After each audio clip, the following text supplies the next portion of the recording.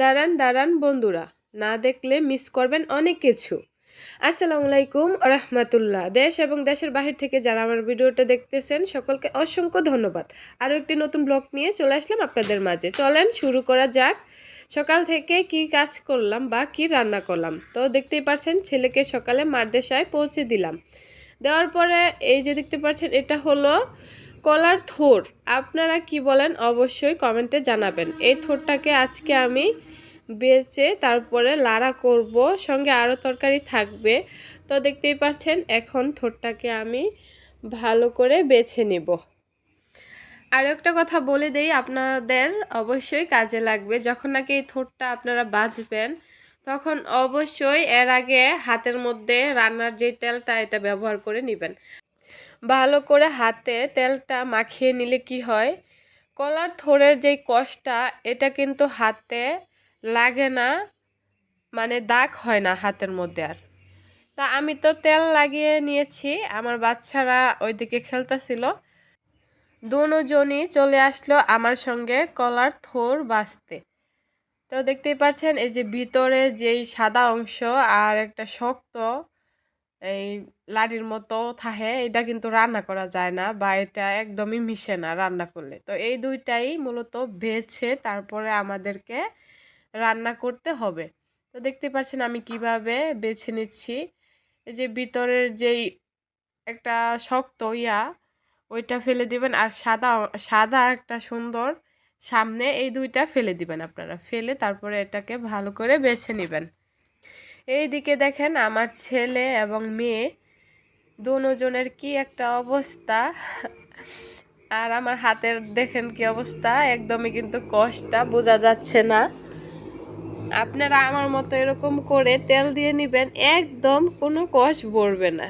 তা আমার ছেলে তো এদিকে খুবই খুশি। তো এই যে দেখতে পাচ্ছেন, কলার থোড়ের যেই খোল এটা দিয়ে কিন্তু আগে নৌকা খেলতাম। যখন নাকি আমার মা এরকম কলার থোড় বাছতো তখন এইগুলা সব টোকায় আমরা নিতাম গা, নিয়ে তারপরে নৌকা বানিয়ে খেলা করতাম। আপনারা কে কে খেলা করেছেন অবশ্যই কমেন্টে জানাবেন। তো এইদিকে তো আমার দুই ছেলে মেয়ে বাঁচতেছে, তাদের হাতে আবার তেল দেই নাই। পরবর্তীতে তাদের হাত কালা হয়ে গেছে। আমি বলেছিলাম দৌড়ো না তোমরা, তারপরও আমাকে বলে সাহায্য করে দিবে বা হেল্প করে দিবে। আমার ছেলে বলতাছে, এই যে দেখতে পাচ্ছেন ছুলতে ছুলতে একদম মাঝের যেই ঠোঁটটা ওইটা এসে গেছে, মানে বের হয়ে গেছে। মাঝের অংশ কিন্তু খেতে খুবই দারুণ লাগে বা ভালো লাগে, একদমই কষ্টি লাগে না। কে কে খেয়েছেন এটাও বলে যাবেন কমেন্টে। তো এইদিকে আমার দেখা দেখি আমার মেয়েও খেয়ে নিয়েছে। আমি যতবারই কলার থোড় এরকমভাবে নেই না কেন, আমার কিন্তু ছোটবেলার কথা মনে পড়ে যায়। এই যে দেখতে পাচ্ছেন কি সুন্দর নৌকোর মতো হয়ে আছে, এটা দিয়ে খেলা করতাম। তো ওই যে দেখতেই পাচ্ছেন আমি থোড়ের মাঝখান থেকে কি বের করেছি, এই যে এখন দেখাবো আপনাদেরকে। এই যে সাদা সাদা আর এই যে একটা সাদা এই যে লাঠির মতো, এগুলো বের করেছি। তো এইদিকে দেখতে পাচ্ছেন ফাইনালি আমার থোড়টা পুরোপুরিভাবে কমপ্লিট হয়ে গেছে। এখন আমি চলে যাব সরাসরি রান্নায়। সব কিছু গুছিয়ে নিয়েছি, তারপরে রান্নায় চলে যাব। আমি রান্না করার আগে সব কিছু গুছিয়ে নেই। তো এদিকে তো আমার মেয়ে আর ছেলে দুজনই হাতটা একদম ময়লা করে ফেলেছে। তো এই যে দেখতে পাচ্ছেন এখানে আমার বাবা আমার জন্য ছোট ভাইকে দিয়ে পুঁটি মাছ পাঠাইছে। তো এগুলো হলো দেশি পুঁটি। তো এখান থেকে কিছু মাছ নিয়ে আলু ধুন্দুল দিয়ে রান্না করব। আর সঙ্গে ধুন্দুল আলু দিয়ে আমার ছেলে মেয়ের জন্য পাঙ্গাস মাছ রান্না করব। এই যে দেখতে পাচ্ছেন থোড়টা আমি এখন সিদ্ধ বসিয়ে দিয়েছি। থোড়ের মধ্যে কিন্তু বেশি পানি দিবেন না, আপনারা এটা ধোয়ার পরে যে পানিটা থেকে যাবে ওই পানির সাথেই থোড়টা সিদ্ধ করে ফেলবেন, সঙ্গে একটু লবণ দিয়ে দিবেন। তো এই যে দেখতে পাচ্ছেন আমি সব কিছু সুন্দর করে গুছিয়ে নিয়েছি রান্নার জন্য। এখানে সব কিছু পরিষ্কার করে ধুয়ে নিয়েছি, একে একে এখন রান্নাটা বসিয়ে দিব। তো এখানে পুঁটি মাছ আর এখানে আছে পাঙ্গাস মাছ, দুইটা তরকারি হবে। তাই আমি আলাদা করে এটাকে মাখিয়ে ভেজে রান্না করে নিব। তো প্রথমে আমি থোড়টা সিদ্ধ করে নিয়েছি, পরে পুঁটি মাছগুলো ভেজে নিব। এই যে দেখতে পাচ্ছেন, এদিকে আমি সব মশলা দিয়ে এখন মাছগুলো মাখিয়ে নিব। মাখানো হয়ে গেলে আমি তেলে দিয়ে দিব। এখন কিন্তু আমার মাছ ভাজা হয়ে গেছে। অল্প পরিমাণ তেল দিয়ে পেঁয়াজটা ভালো করে ভেজে নিয়েছি, হলুদের ফাঁকি এবং মরিচের ফাঁকি দিয়ে ভালো করে মশলাটা কষিয়ে নিব। স্বাদ অনুযায়ী লবণ দিয়েছি। এখন এখানে দেখতে পাচ্ছেন আপনারা কেটে রাখা ধুন্দুল এবং আলু কষানো বসিয়ে দিয়েছি। দিয়ে এখন আমি থোড়টা ভালো করে বেটে নিয়েছি। এই যে দেখতে পাচ্ছেন, থোড়টাকে আমি লাড়া করব। তো এইভাবেই আপনারা সিদ্ধ করে বেটে নেবেন যদি লাড়া করেন। তো এই যে এদিকে মাছটাও আমার ভাজা হয়ে গেছে। এখন ভালো করে কষানো হয়ে গেলে মাছগুলো দিয়ে দিব। মাছগুলো দিয়ে অল্প পরিমাণ পানি দিয়ে দিব, কারণ আমি ধুন্দুল ভালো করে কষিয়ে নিয়েছি। এখন শুধু মাছগুলো দিয়ে জাল করে নিব। ধুন্দুলের তরকারি রান্না করতে কিন্তু বেশিক্ষণ সময় লাগে না। তো এইদিকে আমি পাঙ্গাস মাছগুলো ভালো করে মাখিয়ে নিব মশলা দিয়ে। দেখতেই পাচ্ছেন ধুন্দুল আলু দিয়ে দেশি পুঁটি মাছ রান্না শেষ আমার। তো কেমন হয়েছে আমার রান্নাটা অবশ্যই কমেন্টে জানিয়ে যাবেন প্রিয় বন্ধুরা। তো সব সময় আমার পাশে থাকবেন। আমি কিন্তু আমার রান্না বান্না বা আমি কি কাজ করি তাই শেয়ার করি আমার এই চ্যানেলে। পাশে থাকবেন, আমার চ্যানেলকে সাবস্ক্রাইব করে দিবেন ভালো লাগলে। এবং কি আমার রান্নাগুলো যদি আপনারা ফলো করেন অবশ্যই শিখতে পারবেন। আমিও কিন্তু আগে অনেক কিছু রান্না পারতাম না, ইউটিউব দেখেই শিখেছি। তো এই যে দেখতে পাচ্ছেন, এখানে আমি পাঙ্গাস মাছটাও রান্না করে নিয়েছি। তো এদিকে এখন কলার থোড়টা আমি লাড়া করব। তো এদিকে পেঁয়াজটা ভালো করে ভাজা হয়ে গেলে পরিমাণ মতো লবণ দিয়ে দিব।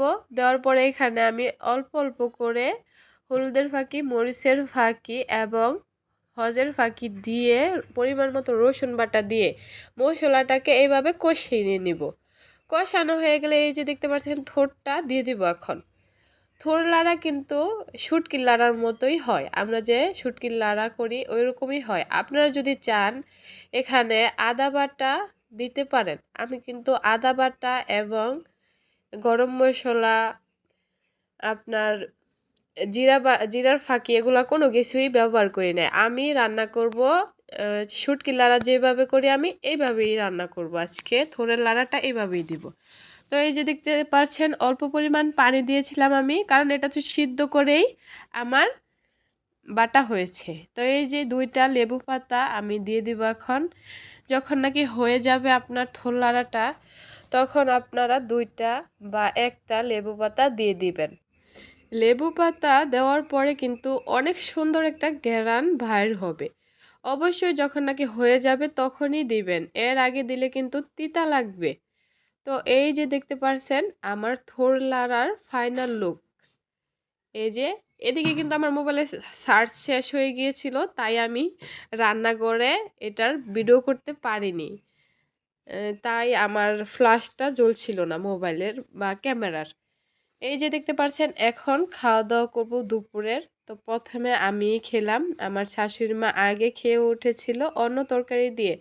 তো এই যে এদিকে দেখতে পাচ্ছেন আমি সঙ্গে নিয়েছি কিন্তু লেবু দিয়ে এই থোড় লাড়াটা আপনারা খাবেন। অবশ্যই আপনাদের কাছে অনুরোধ রইল আপনারা এইভাবে রান্না করে ট্রাই করে দেখতে পারেন, এত মজা হয়। বা একবার খেলে আপনারা বারবার খাবেন।